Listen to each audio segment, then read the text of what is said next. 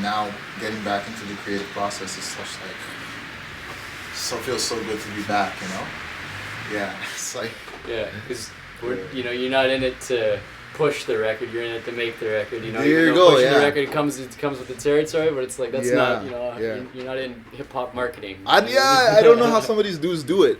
They like get in front of like a boardroom and be like, okay, well, you know, our demographic research shows that if you go whoop more in the song, it's gonna increase the profitability by like No, that you can't. Yeah, I can't do that. Works like on me. You got me figured I don't out. believe that shit works on anyone. You know.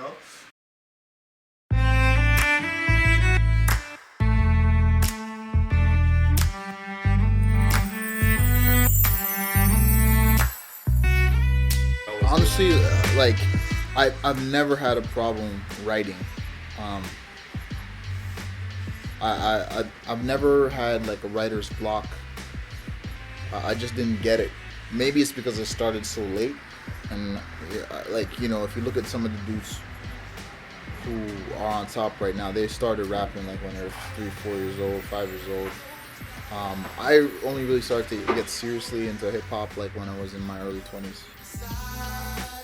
The relationship with the audience is something that's interesting to me because you don't owe anything to anybody, but you, like everything in life, we're kind of doing it for somebody else. If we're really kind of honest with ourselves, maybe. Of course, yeah. I mean, like, because it's like trying to find a point in outer space or in space, right? It's very hard to find any point in space if you don't have any point of reference, right?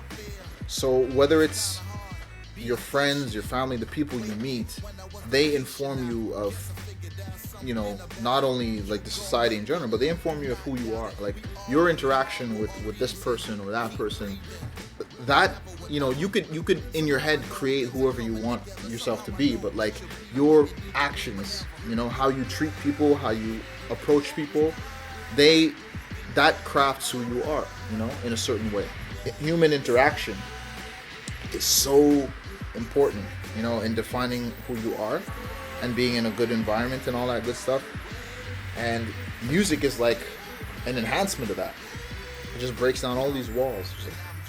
People who have never met could vibe to the same song. Totally. Jazz players who've never met, they have a basic common understanding of scales and structure, and they vibe to each other, and they make something that, you know, doesn't exist in nature. It's purely human, you know, sentient being, whatever you want to call it. You know, it's encouraging for someone like me to know that there not only is there room, but there's a hunger for it. Yeah.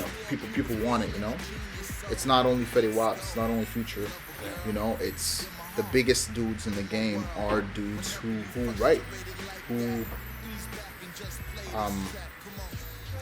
express themselves, you know. You're not gonna bump To Pimp a Butterfly when you're going through a breakup. You're gonna put on that Drake like, oh, you know what I'm saying? Like, you know, if you're struggling in school or with bills, you know, you put on that, you put on Cole, you know. If you feel discriminated or discouraged and you need some, in Jamaican we say upliftment, and you put on some Kendrick, you know what I'm saying? So for me, it's important to strike all of those chords, so that the music is not only forever relevant, but, you know, forever necessary. Okay.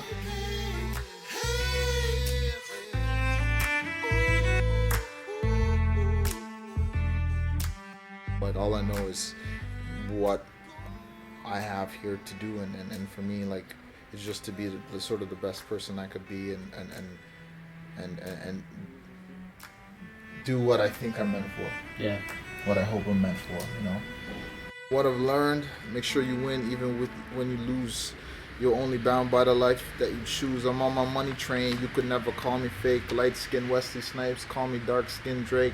Intake, get cake. Flow cold, Great Lakes. Venues, full house. Ashley, Mary Kate. I never sold that white girl, but we started from the bottom and we living in a white world. They say what up with the Kendrick situation. Never dealt with the artist, only with the corporation. And and that's the one thing that's also encouraging about hip hop is the diversity that's there. Because if you listen to pop radio, it's pretty much the same 70 writers in LA who are producing all the joints. So they all sound the same. They all sound farm. They all sound factory. They sound like dudes, like a bunch of dudes are in a room sitting around all day, like like, you know, like what about this you know, chord change? What about this breakdown?